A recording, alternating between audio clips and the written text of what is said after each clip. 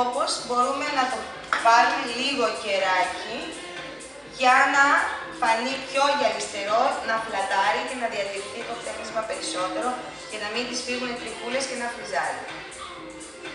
Το συγκεκριμένο, η κρέμα αυτή είναι κρέμα διαμόρφωσης. Δουλεύει με παλαμάκια. Βάζουμε μία ποσότητα στο χέρι μας, κάνουμε λίγο μασάζ, ώστε να δημιουργηθεί ζέστη, να μπορέσουν να ελευθερωθούν οι ίνες και μετά ξεκινάμε με παλαμάκια.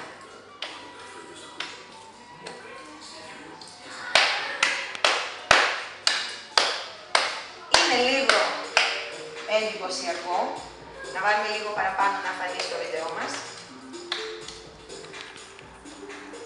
Αρέσει στην πελάτησα, γιατί λέμε έφτασαν Χριστούγεννα και αρχίζει να χιονίζει. Σημαντικό είναι να απλωθεί παντού ομοιόμορφα. Όσο πιο πολλά παλαμάκια, τόσο φεύγει το προϊόν από το χέρι. Και έρχομαι μετά από πάνω και το απλώνω ομοιόμορφα παντού. Άκριες, εδώ, δουλεύω άκριες.